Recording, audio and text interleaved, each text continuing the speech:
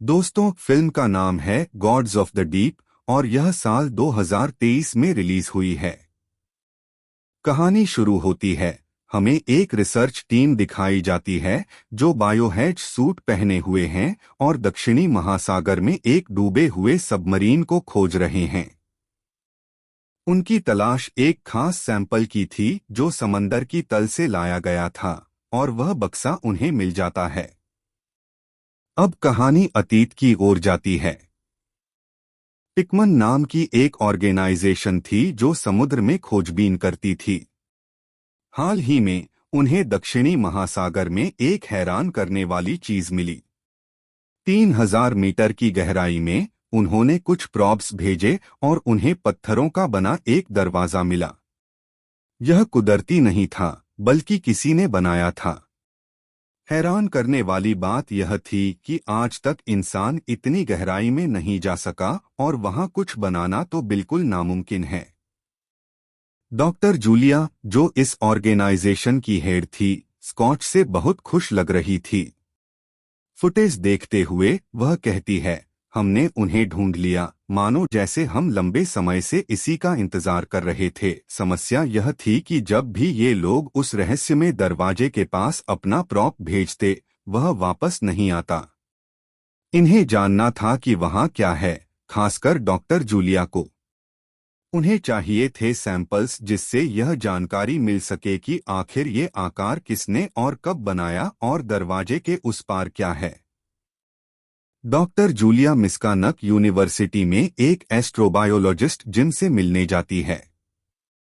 Gym उसे देखकर ज्यादा खुश नहीं था, शायद क्योंकि वह पहले भी पिकमन ऑर्गेनाइजेशन के लिए काम कर चुका था। जूलिया उसे समंदर की गहराई से मिलने वाली फुटेज दिखाती है। जिम हैरान रह जाता है।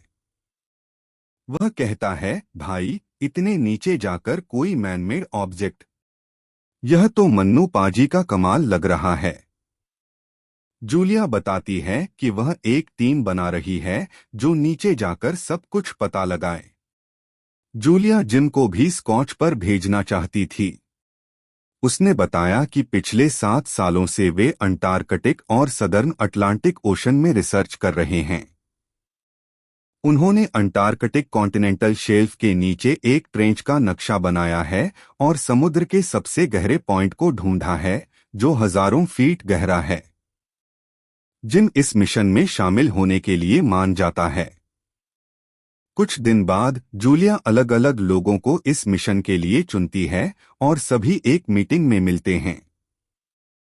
इनमें गॉर्डन एटकिंस, जो लंदन रॉयल सोसाइटी के सबमर्सिबल लैब का लीडर है, क्रिस्टीन हैरिस, एक मरीन बायोलॉजिस्ट, और जोसेफ मिरर, सेफ्टी और कम्युनिकेशन ऑफिसर हैं। हैक को कोनेल, लीड इंजीनियर हैं। इनके लिए एक हाईटेक सबमरीन डिजाइन की गई थी जिसका नाम है प्रोविडेंस 3। यह कई हजार फीट की गहराई और उसके प्रेशर को झेल सकता है। क्रिस्टीन को चिंता थी क्योंकि इतनी गहराई में कोई इंसान नहीं गया था और जान का खतरा था। लेकिन डॉक्टर जूलिया और हैक ने उसे पूरा यकीन दिलाया कि प्रोविडेंस 3 इस काम के लिए तैयार है और वे सफल होंगे। हमने पैसे की बारिश की है, बस अब सफलता की चमक चाहिए। मीटिंग के बाद यह लोग एक दूसरे को जानने की कोशिश करते हैं। क्रिस्टीन का कहना था कि पानी के दबाव को समझना मुश्किल है और गॉर्डन बार बार कह रहा था कि भाई, यह बहुत रिस्की है। क्रिस्टीन पूछती है कि इतना खतरा होने के बावजूद उन्होंने अपना फैसला क्यों नहीं बदला। गॉर्डन बताता है, यार, यह जिंदगी में एक बार मिलने वाला मौका है, कैसे पीछे हट सकता हूँ। क्रिस्टीन अब भी परेशान थी, इसलिए जिम उसके पीछे गया। क्रिस्टीन बताती है कि वह जानती है कि जिम कौन है क्योंकि उसके पिता भी एक कोच पर उसके साथ गए थे, लेकिन एक बड़ी कोच करने के बाद वे गायब हो गए थे। जिम को यकीन दिलाता है कि वे सही सलामत लौट आएंगे। 2 महीने की ट्रेनिंग के बाद वे उस कोच पर निकलने के लिए तैयार थे। जेट पैकमैन, जो इस कोच को फंड भी कर रहा था, वह भी उनके साथ जाने का फैसला करता है। हालांकि वह एक बूढ़ा शख्स था, शायद उसे पहले से ही अंदाजा था कि उस पोर्टल के उस पार क्या होगा। डॉक्टर जूलिया सबसे पूछती है, क्या आप सब तैयार हैं? उनका जवाब हाँ था। इसके बाद वे एक बोट द्वारा उस सबमरीन तक पहुंच जाते हैं। गॉर्डन बताता है कि वेंट खुल रहा है, इसलिए वह सबसे पहले इंस्पेक्शन के लिए जिम और क्रिस्टीन को नीचे भेजने वाला था। सबमरीन में आने के बाद वे अब धीरे धीरे नीचे की ओर अपना सफर शुरू करते हैं। कुछ झटके लगे, लेकिन बाकी सब ठीक था। कुछ घंटों के बाद वे उस खास जगह पर पहुंच जाते हैं। सैंपल कलेक्ट करने का काम जिम का था। हैक ने उसे दोबारा से सारा प्रोसीजर समझा दिया और कहा, अकेला ही बाहर जाओ, लेकिन अपनी ट्रेनिंग याद रखो। तभी क्रिस्टीन जिम को कुछ दिखाने के लिए ऊपर बुलाती है। उनका हजारों फीट नीचे का सफर सफल रहा। टीम उस बॉटल जैसे जगह को देखकर हैरान थी। गॉर्डन बहुत सावधानी के साथ प्रोविडेंस 3 को पोर्टल के अंदर ले जाता है, लेकिन तभी सबमरीन को झटका लगता है और सिस्टम कुछ समय के लिए बंद हो जाता है। कमांड स्टेशन से भी संपर्क टूट जाता है।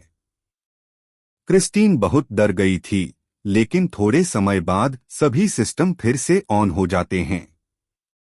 सबमरीन में थोड़ी बहुत खराबी आ चुकी थी, पानी भरने लगा था, लेकिन बाकी सब ठीक था। कमांड स्टेशन से दोबारा संपर्क हो जाता है। टीम बताती है कि वे पिछले 3 घंटों से उनसे संपर्क करने की कोशिश कर रहे थे। यह सुनकर सभी हैरान थे, क्योंकि उन्हें ऑफलाइन हुए तो बस कुछ ही मिनट्स हुए थे। इसका मतलब कि यहाँ नीचे या इस पोर्टल के पार समय में भी कुछ गड़बड़ है। हैक जल्दी से लाइव सपोर्ट सिस्टम को चेक करता है और बताता है कि वाकई में यहाँ 3 घंटे की ऑक्सीजन यूज हुई है। सभी हैरान थे, लेकिन किसी के पास इसका जवाब नहीं था। खैर, वे देखते हैं कि उनके सामने एक बहुत बड़ा कंडर है। यह सब रेचल और उसकी टीम भी लाइव देख रही थी। यह बिल्कुल ऐसा लग रहा था जैसे इंसानों द्वारा बनाया गया विशाल शहर हो, लेकिन इतनी गहराई पर जिंदगी का होना मुमकिन नहीं था। थोड़ा और आगे जाने पर उन्हें नीचे एक अजीब चीज दिखी। जब वे उसके करीब गए तो वह एक बहुत बड़ा जीव था, लग रहा था वह मर चुका है। यह देखकर सभी के होश उड़ गए। यह जीव हद से ज्यादा बड़ा था। क्रिस्टीन को लगता है कि शायद यह जीव मर चुका है, बल्कि यह किसी और जीव का हिस्सा हो सकता है जो सदियों से इस मिट्टी में दबा हुआ है।